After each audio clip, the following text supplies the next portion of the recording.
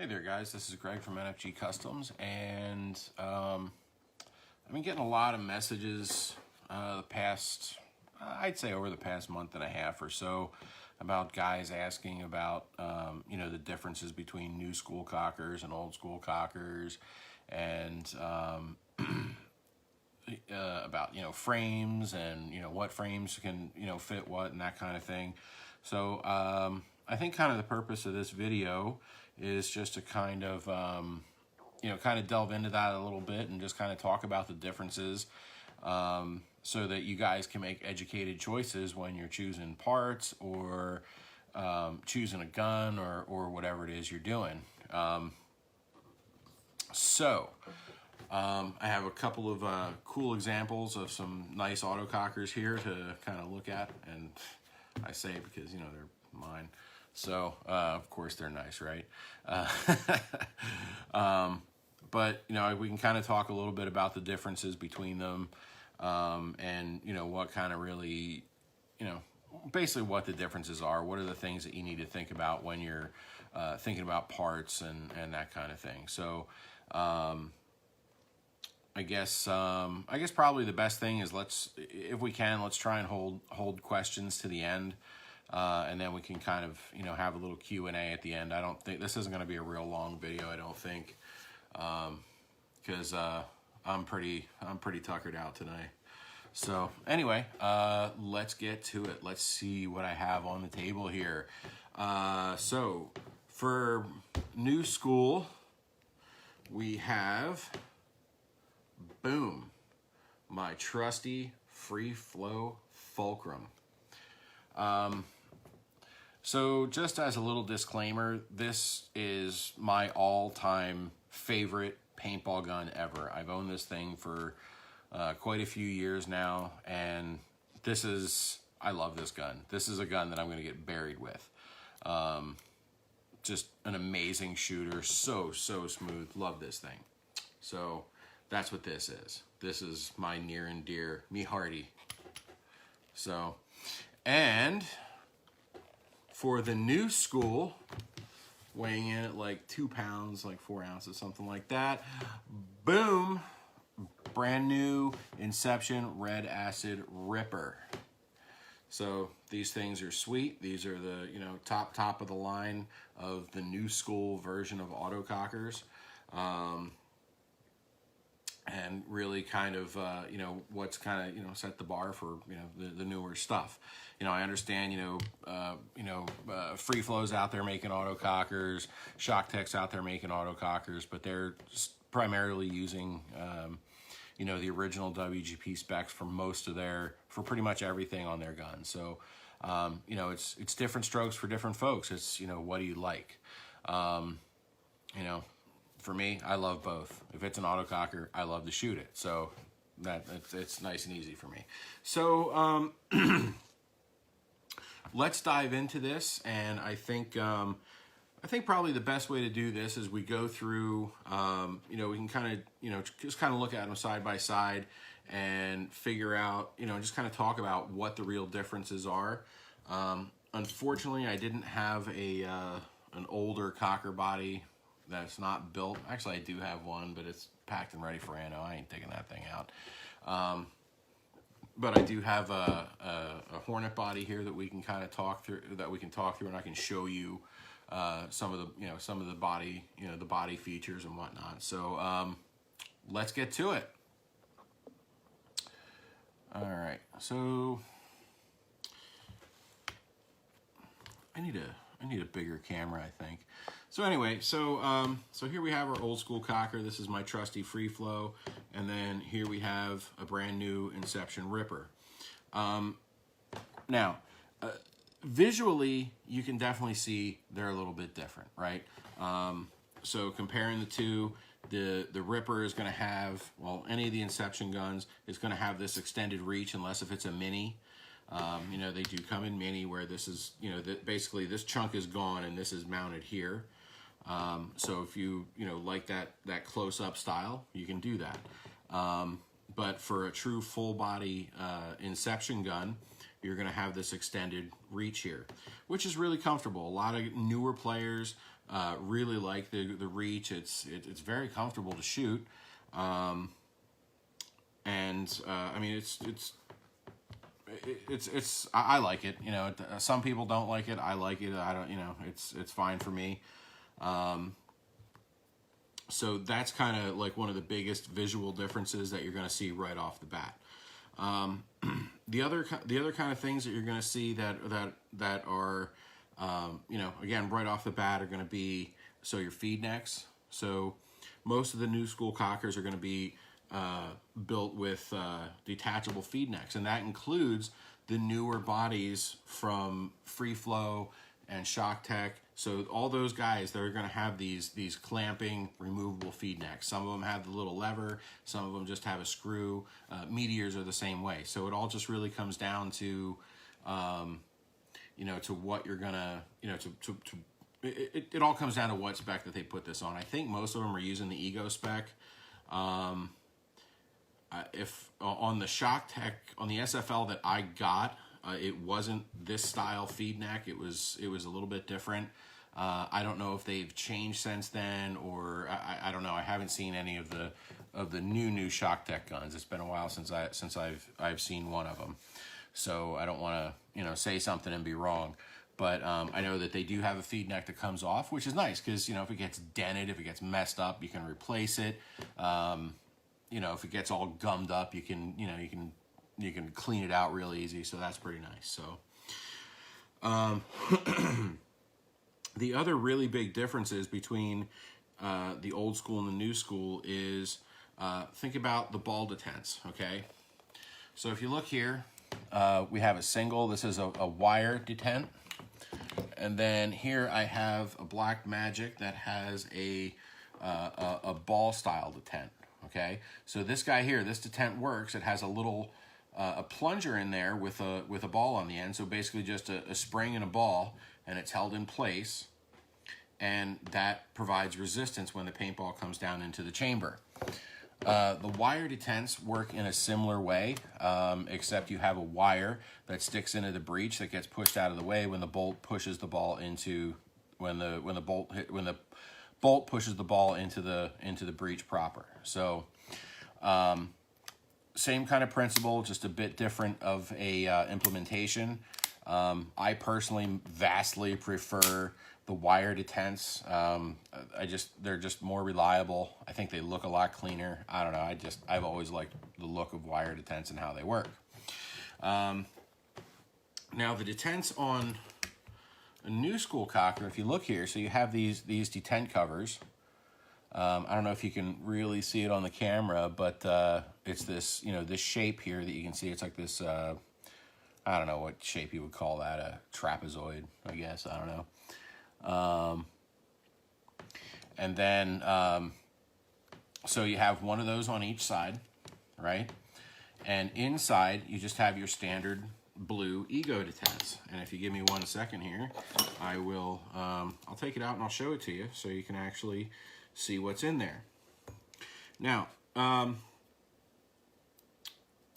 think, you know, when these were first released, a lot of guys, they kind of bitched and moaned about them. But the reality is that this is, having 2 detents is a really, really good system. So Simon went with the he went with these detents, with the Ego detents, which are just these guys, these little nubbin things. They're cheap, plentiful, and easy to find. So that's pretty awesome. Oh, and if you're gonna do your detents, make sure you pull the bolt back. It makes life a lot easier. So anyway, so the advantages to having 2 detents is that now we're in an age where we're seeing paint getting progressively smaller. It seems like every 12 to 18 months, paint takes a significant step down in size. The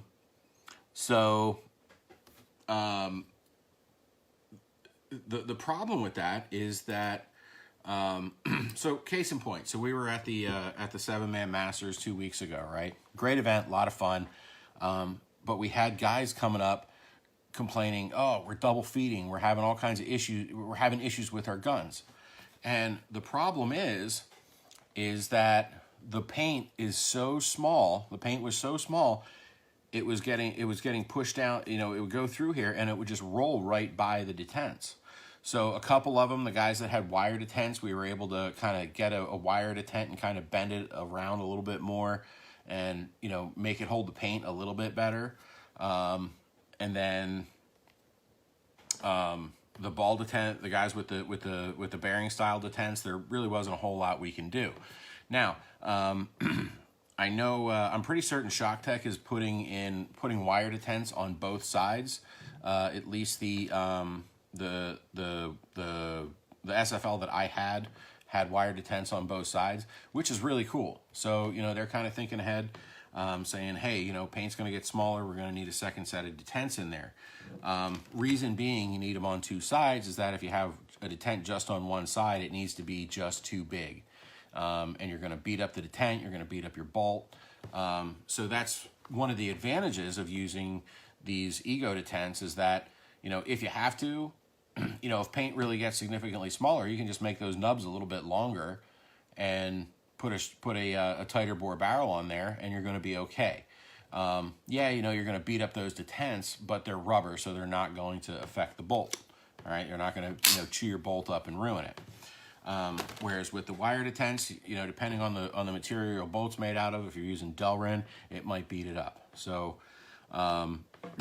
anyway, so I got off on kind of a tangent there on ball detents and stuff, but it's really kind of a really important thing because we had paint rolling through a 6.75 barrel. I mean, it was literally like throwing a hot dog down a hallway. It would like plunk, plunk, plunk, plunk, plunk. It would just all roll right out. And that's really not good, especially when you're using autocockers, okay? Now, so we talked about the tents, we talked about feed necks. I guess the next thing that we kind of want to talk about is, is this front block area, okay? So if you look on a typical WGP spec autococker, you have your front block and then you have an ASA. Now in some cases this is going to be one unit, particularly on a mini. So on your SFLs or any kind of a mini cocker, these two are going to be combined into one. It's going to be a single front block ASA in most cases. Sometimes they do the thing where they bolt a special ASA on there for it. Sometimes it's all milled one piece. It just really depends. But with the old school cockers, underneath it here, there's an air hole that allows the air to come in through the regulator and into the chamber, which fills the valve chamber and also gets routed over to the LPR, which feeds your but then the air gets routed into your LPR, which then feeds your three-way, which is what actuates your ram, right? So now, if you were to use you can use the one-piece ones, so like the ones that Inception makes. You can fit them if you like that extended reach feel. You can stick them on here, and then there's a little plug kit that covers up that hole real nice. And the thing I really like about the plug kit is that one of the things I always do with my Inception gun when I'm shooting it is I'm holding it and I'll stick my thumb in here and I'll knock this thing around. And, I'll be touching it. I won't be paying attention. I'll be like, oh, why is my gun not working? Oh, my thumb's on the thing. So that's one of the reasons I really like those. I think on my personal ripper, I want to drill a couple of holes in it and tap it out and actually put one of those in there. Just because I'm such a retard when it comes to hitting the timing rod. It's like, I do it all the time. It infuriates me. But I love shooting my ripper so much. It's it's hard not to shoot it. So anyway, so that's kind of the the differences in configuration. So this block here, this is a one-piece block. It's a combination front block and ASA. And the nice thing is that, if you decide to get a mini, you're going to use whatever. So if you buy another gun, a mini, and you want to use this same front block and pneumatics, you just pop this sucker off, stick it on, screw it on, and you're good to go. So you don't have, it makes it just a little bit more portable, I guess. I don't know. but it definitely makes for, you know, a solid, clean looking gun, and it implements the extended reach that a lot of guys like. So, you know, so bonuses for that. Next thing that I kind of want to talk about, and this has been one of the big complaints, well, not complaints, but things that got the stuff the guys bitch about, right? So, wife's upstairs yelling at the kids. So anyway, is the frames, all right? So you're not going to be able to see this at a glance, but the frame spec on the new school Inception cockers is slightly different from that of a standard WGP cocker. Now, the frames will fit on a WGP cocker, okay? Not a big deal. If you look in the back here, these frames have 2 holes. Those 2 holes correspond to the Inception spec and the WGP spec. So you just put your screw in the right hole and make sure you thread it and don't screw it up. But basically kind of the idea is it provides a bit wider of a base for the frame, so it's, you know, a little bit, you know, if you're really rough with your gun, you're less likely to kind of strip out the holes, that kind of thing. Now on the body side, this is where it gets a little trickier, because you know, you have guys, you know, they get a gun and they want to put a hinge frame on, they want to put an angry frame on or whatever. So then you have to kind of think about, oh, well, what frames fit Inception bodies? Well, out of the box, Inception frames fit Inception bodies, and that's about it. But you can have the Inception bodies modified to fit any frame out there. Basically, if you look here, so you have 2 bosses here. All right, one at each side. And what you would have to do is you would remove this boss and remove this boss here, and then you would drill another hole kind of, you know, right in this general area right here. You'd obviously have to measure it. Don't go off of my video and be like, oh, Greg said you just drill right here, but it's in this general vicinity, right? And then you tap it, and then you'll be able to use whatever frames you want. And we've done that for a few people, and it comes out nice. You know, you get to put an old school frame, you get the bonuses of the dual rubber detents on these bodies, and, you know, the feed neck, and just all the good stuff about it. Maybe you like the style, maybe you like the features, I don't know. But guys like to make their stuff custom, and that's what you got to do to be able to use whatever frame you want. Now, the thing about the bosses, though, is that, in my opinion, this is a design improvement for an autococker. Yeah, you know, it kind of sucks. You can't just slap any old frame on there. But number one, it makes it a lot easier to machine. So, you know, you're able to kind of lock this thing down, so you end up with less screwed up bodies, right? You know, less waste. That helps keep costs down. And then additionally, you have that much more thread to, you know, for your screw to go into to hold that frame. And you also have these bosses fit into holes in the frame that are, you know, basically the same size, right? So you have extra metal there that kind of supplements the strength of the screw to really make sure you have a very, very positive solid contact between the frame and the body. So you fall with the gun, you take a rough dive or whatever, you don't have to worry about that frame. You don't have to worry about, you know, stripping out the rear frame hole if you take a bad spill. Okay, I see that a lot where, you know, this rear frame hole is just completely, you know, bitched up from guys, you know, taking bad dives or throwing their guns or whatever the hell it is you guys do to these things, which some of the stuff that comes through here, I have no idea what you do to it. It's like, oh my God. So that's kind of the main purposes of those bosses. Now, another bonus of having these bosses is that you are able to, when you're putting your frame back on, it's super easy to put it on. Just stick it on there, run your front screw in part way, run your rear screw in part way, and then run them both home, and you're done. It takes no time at all. You don't even have to like eyeball it up. It's great. So it's when you take off frames as often as I do, that's really something I appreciate about them. So,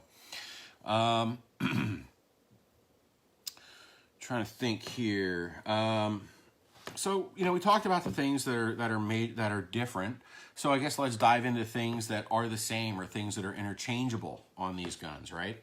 So that's that's information that you need when you're buying parts, right?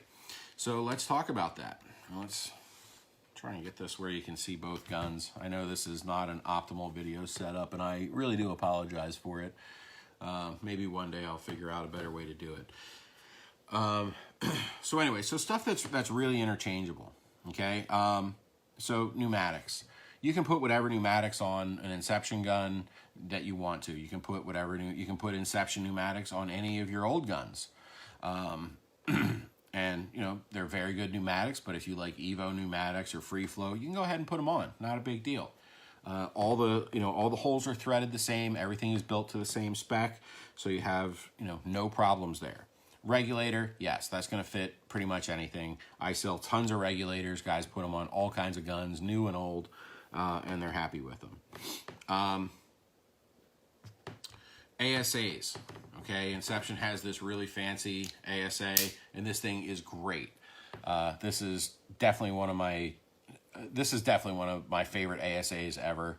But the nice thing about it is you can mount this you can mount it directly to the Inception frame, or you can get a rail, which I think it's like $20, and it's just a really, really minimalistic rail. It doesn't add very much. It adds hardly nothing to the bottom of the frame, and then you can mount your ASA to any frame out there. It's universal. It's drilled for 4 holes, so you can have it a little forward, you can have it a little back. If you have something that fits kind of weird, you can still get it on there. So that's really very nice. The cocking rods.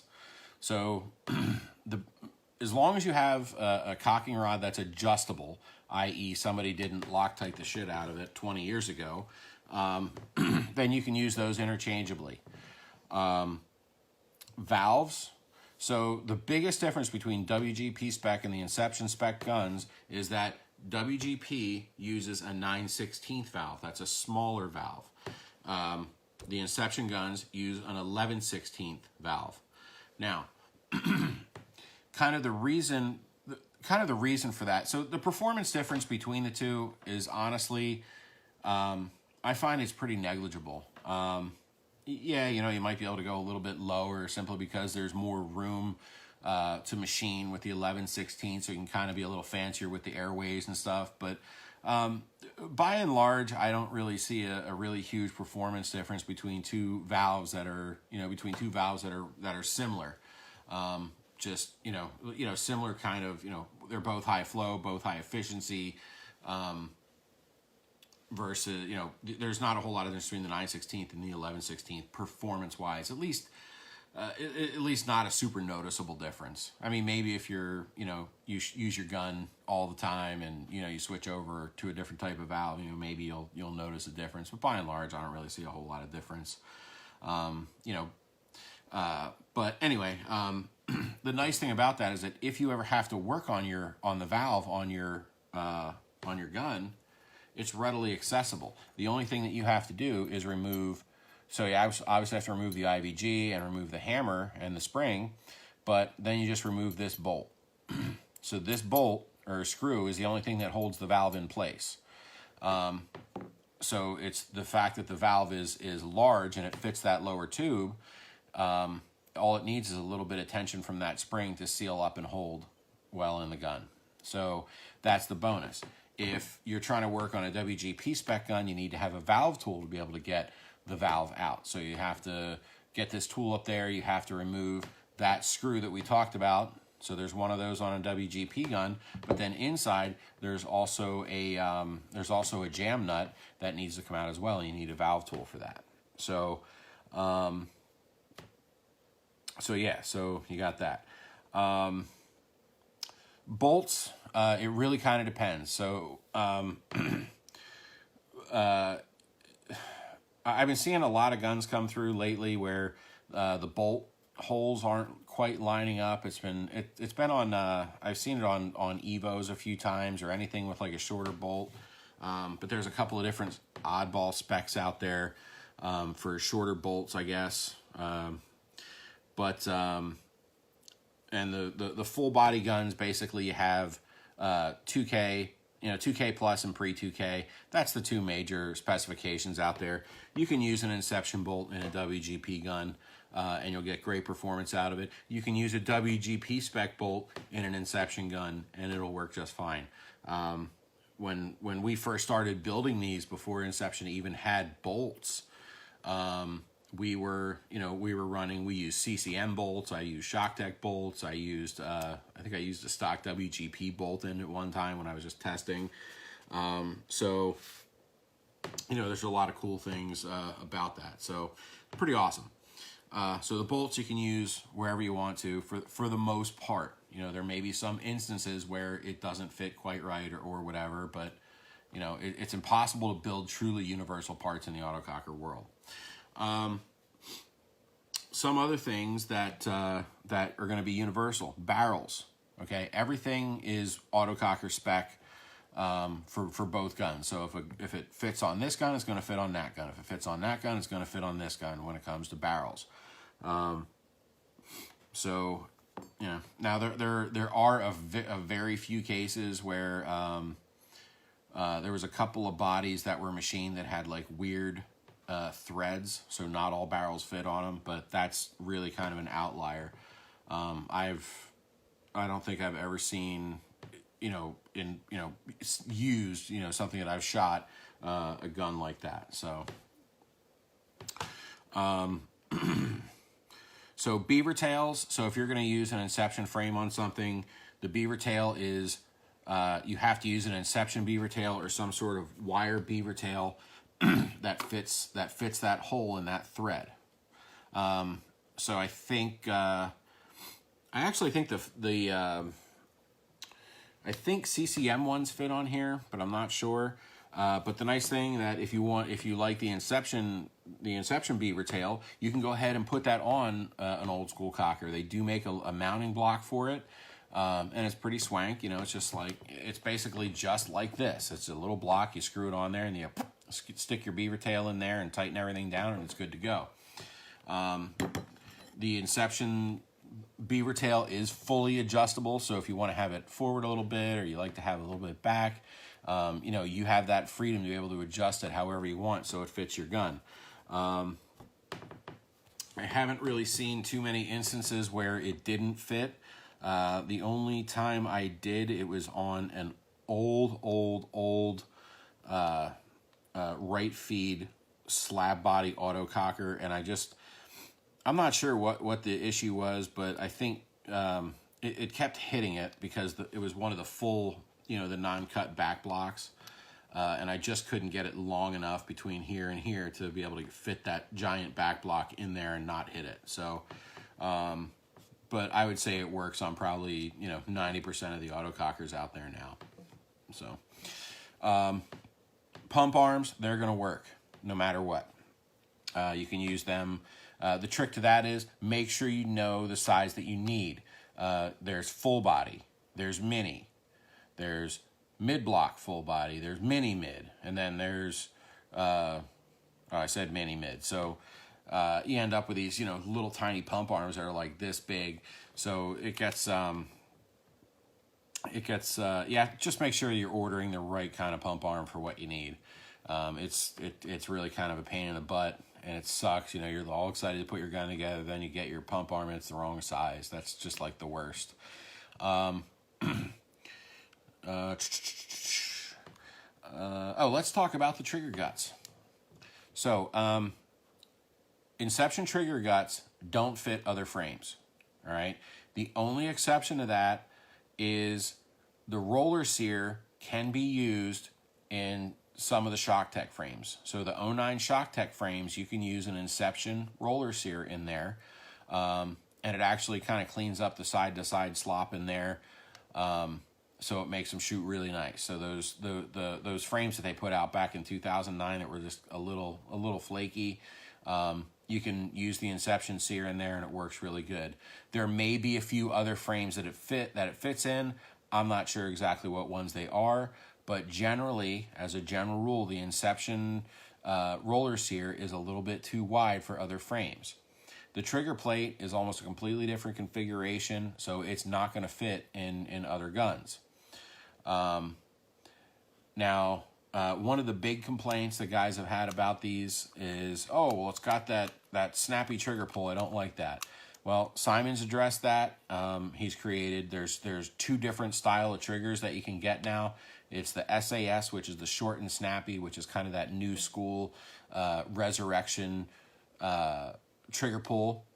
Or you can get the NAS, which is new old school, which really makes a very, very nice classical style, long, smooth pull. And that really just has to do with the shape of the hump that's on the trigger or on the trigger plate.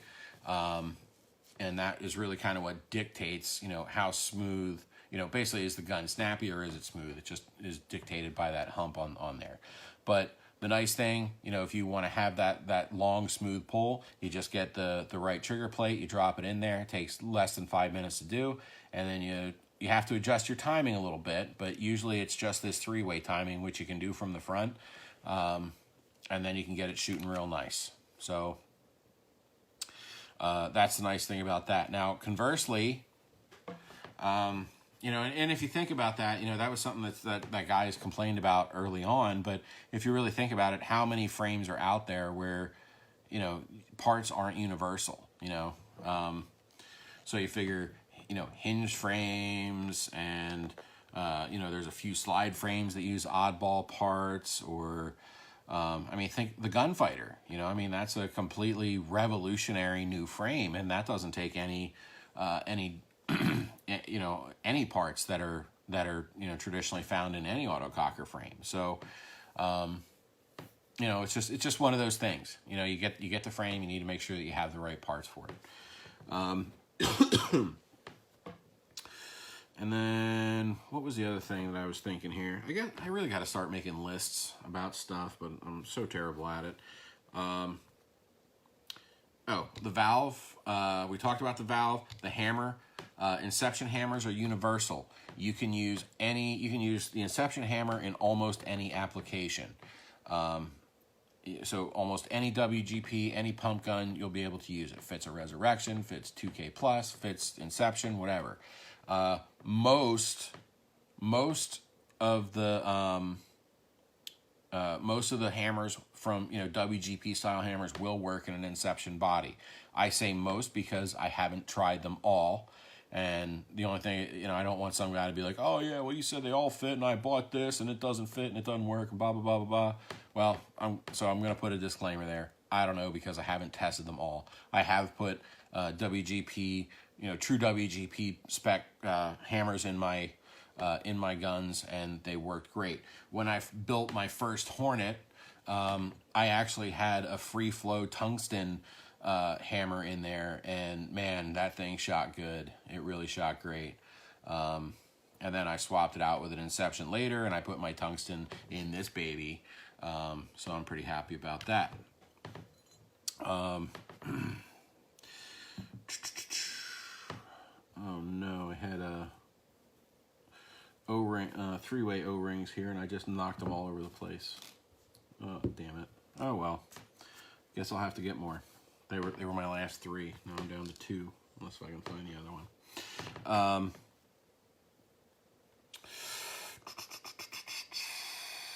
Trying to think. There was one other thing I wanted to talk about, and it's escaping me. We talked about bolts. We talked about feed necks. We talked about frames. Barrels, ASAs. Oh, duh, the timing rods.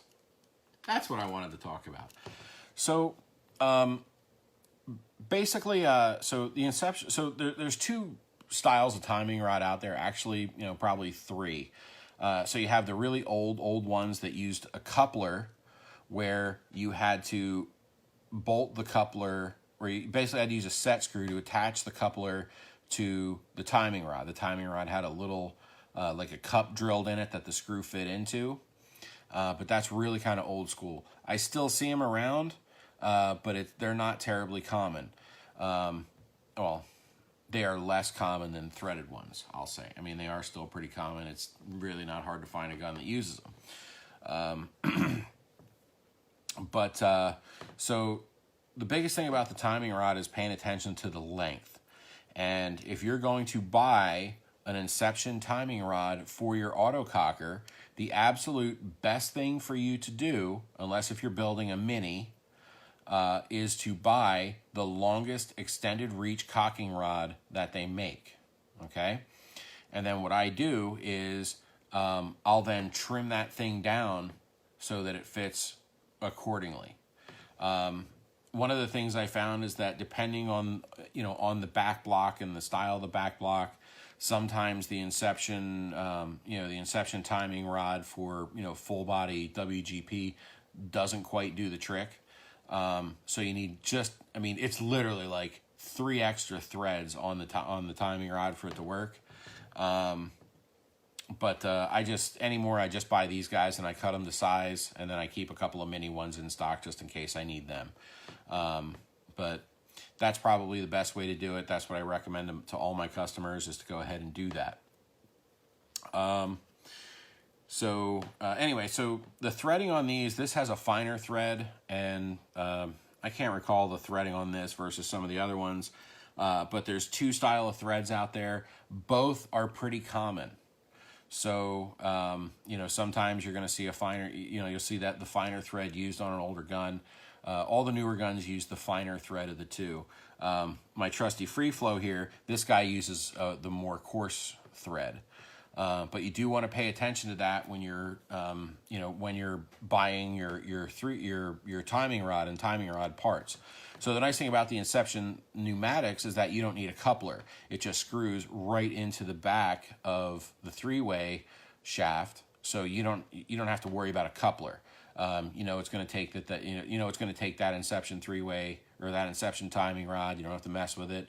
You buy the 3-way, get the timing rod, you're good to go. Now with these style, where you have the coupler, you have to pay attention to the threading on here on the timing rod. Make sure that the coupler is going to fit that. A lot of times when you buy a timing rod, they'll have the option where you can kind of buy the coupler and the timing rod at the same time as one piece. And if you're not familiar with what you're buying, I would really recommend going that route. Because, again, what you don't want to do is get your parts, get all ready to build your gun, and then you're like, oh, shit, my timing rod doesn't fit in this coupler. That's like a serious kick in the balls. And it's happened to me a couple of times. It's happened to everybody who builds guns a couple of times, I bet. But, that's kind of the nature of the beast sometimes. So, but then this coupler is going to attach to the shaft of the 3-way, and then, it actuates and does its pew pew pew thing. So I think that's everything. I think we've covered pretty much everything that I wanted to talk about. Oh, bolt pins. Bolt pins are universal. You can use them. So that's pretty cool. So if you like the Inception bolt pin, or if you want to use, some old school pin like this in your gun, you can go ahead and do that. So that's pretty cool. So, all right, so let's open it up. Who's got questions? Anybody want me to point something out? Anything we want to talk about aside from this? Let's go ahead and, let's get it out there. So I'll sit here and wait for a few minutes. Dum-dum-dum.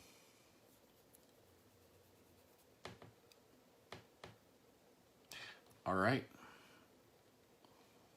Somebody, anybody, Bueller, anybody want to weigh in here? All right. Trying to think if there's anything else that we would maybe want to talk about.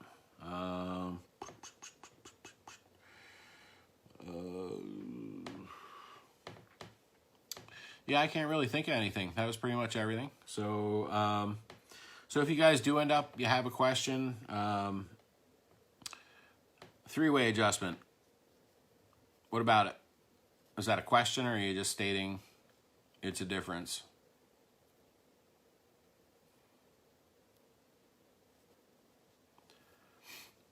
So if you're saying that that is a difference, you are right about that. You know, the newer pneumatics have, so the new school pneumatics do allow you to adjust the three-way from the front instead of having to muck with the coupler, or even that that screwy War Games one with like the twisty front. I hate those things. I mean, unfortunately with three-ways, there's not just two. So you have the I have no idea. If it takes batteries, I'm not your guy.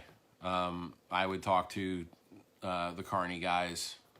They would probably know. I don't know a whole lot about electrocockers. I can make them work, but I don't really I don't keep up with the new parts on them. Like, I'm familiar with the Sci-Fi board. I've installed a few and programmed a few, but I generally stick to mechanical stuff. So, all right. So with three-ways, right? So you have a couple of different styles out there.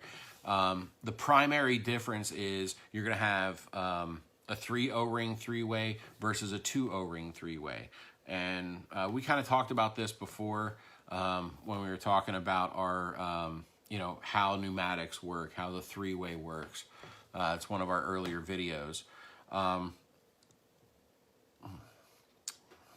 Sorry you had to see that, but that like really hurt. It was a piece of pepper from dinner. Just like jammed in my tooth and it hurt. So you have a you know, a 3 O-ring three-way and a 2 O-ring three-way. They function a little bit different as far, I mean, they function the same. They slide back and forth and move the air between this hole and that hole and open up this exhaust valve and that exhaust valve. But generally the throw on the three O-ring ones are a lot shorter, because you know, you have a central O-ring that covers that middle hole, or not covers, but it moves back and forth over the center hole, so that makes the switching very fast. Now the 2 O-ring ones, they're out further, and you know, they're covering they're moving back and forth across the other holes. So excuse me. Now, as far as adjustment, generally, so Inception makes it easy, right? If you can see the front of this three-way right here, there is an Allen key hole there, a little hex key. So you can use your, I think it's 5/64. I don't know. I have to have them spread all over the table and all haphazard for me to know exactly which one it is. It's crazy. I just can like be like, oh yeah, that's the one I need, and do what I need to do, but I can never remember the measurements. But yeah, so you can use an Allen key to make that forward and back adjustment, which makes it very easy. You know, if you need to make a tweak to your timing or something like that, you don't have to, you know, get a whole bunch of tools out and spend some time, you know, just kind of, you know, loosening this and loosening that and then turning it. It's just it's a pain in the balls. This is like super easy. This is probably like one of the best innovations for a three-way ever, is just putting a frickin' Allen key thing at the end so that you can adjust it externally without any problems. It just makes life easy. Now, when you're talking about adjusting these, if you look on this, I don't know if you can see really. I guess you can see on there. There's a couple of little Allen screws there, right? So you're going to want to loosen up this Allen screw, which is the one that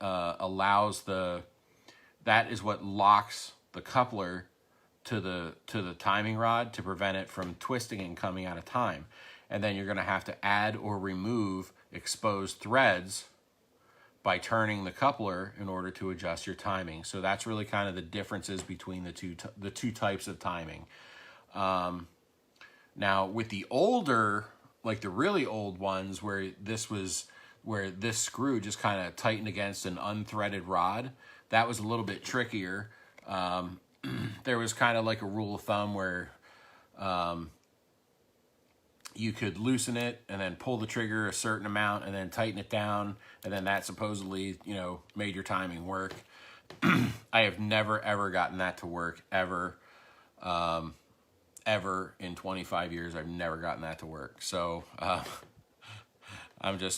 I'm just not skilled at doing it that way. I don't know. I have to, you know, I always look at the gun and I check it and make sure that, you know, that things are happening in the right sync.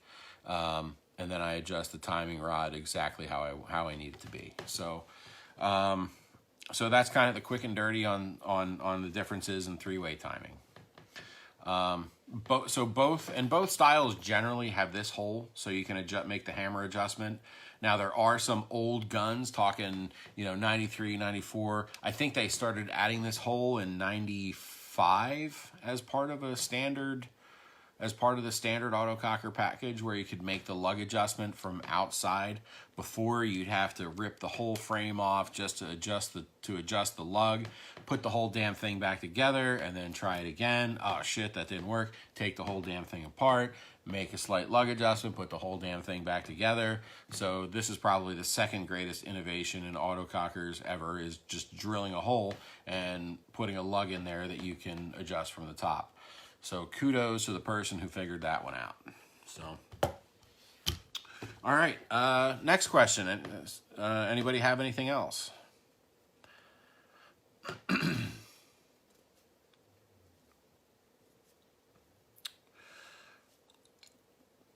I'll just give it I'll give it a couple of minutes. Looks like viewers are dwindling.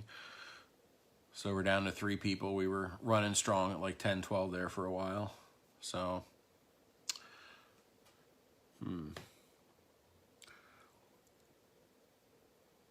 all right, so I guess since we're sitting here waiting to see if anybody has any questions, next event that we're planning on hitting, we're going to be at Cousins Big Game up in Calverton, New York.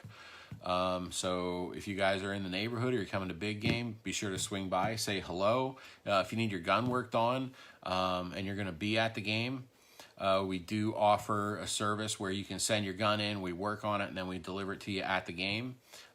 We'll be doing that for Ion as well, and ICC, so we'll be at Skirmishes Ion in July. So, you know, you need work done, or if you want to come and visit, want to buy a gun, parts, whatever, just swing by and see us, and we'll, you know, we'll get you sorted. So, all right, guys, I'm going to close this video down and send it off into the archives of the internet. So anyway, thanks for joining tonight. Hopefully you guys got a little bit of information. And if you have questions about anything that we talked about in this video or any of the other videos, you know, feel free. You can send us a message. You can send me a message directly on Facebook. You can message us through the NFG Customs page, or you can email me directly at greg@nuclearpaintball.com. Your best bet is to message me directly. That's going to be you're going to get your fastest response. But yeah, so thanks for joining, and we'll talk to you all soon. Have a great night.